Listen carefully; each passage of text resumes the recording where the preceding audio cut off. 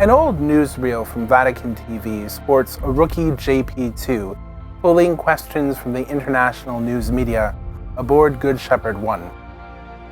In a pointed fashion, one of the journalists asked the Pope whether he had been doing too much traveling. He was making an obvious reference to the 3 international trips that the Pope had made during the first 12 months of his pontificate. In 1979, he visited Mexico, the United States of America, and Poland. The Pope paused for a second and then responded. He said that indeed he had been doing too much traveling, but he reminded his interlocutor that sometimes a man has to do something that is too much. He was suggesting that generosity is an important Christian virtue. His interlocutor could expect a pontificate that would be centered on it. Indeed, generosity defined the papacy of John Paul II. He issued more pastoral and magisterial statements than any one of his predecessors since Pope Leo XIII. He canonized more saints and beatified more blesseds than all of the previous modern popes combined. When of all of his trips outside of the Vatican are taken together, he traveled more miles than half the distance to the moon, or 4 times around the Earth.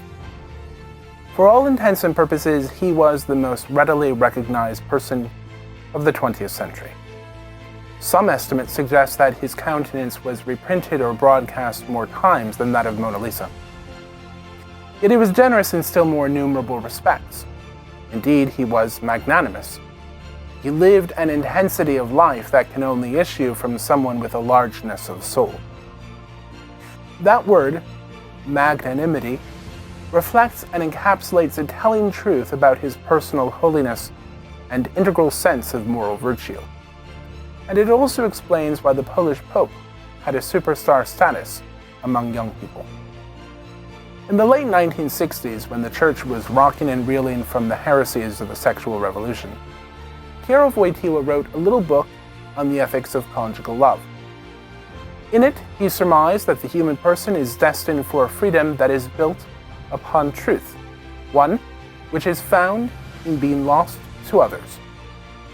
This is a truth that the Pope literally bore on his back and carried in his heart. It encompassed the whole of his life. During the long dark night of the Polish soul, when Nazis held the nation under an absolute reign of terror, the Pope risked his own life in order to make safer those of his Jewish companions and neighbors. Often, he helped to hide Jews he had only known as acquaintances or passers-by. Not a few times he provided safe passage for Jewish refugees from his native Poland. As a young man, he made the momentous decision to give the whole of his life in service to Christ and his Church. Under the cover of night, he traveled a secret passage along the banks of the Vistula River and past the ancient Wawel Cathedral. It was not at all a safe passage, as it would take him across frozen and ice-capped waters and past Nazi patrolmen. That route would terminate at the Archbishop's residence, where an underground seminary was being operated illegally, but it could have ended in death. In choosing to follow that road, the Pope was running the risk of losing his own life.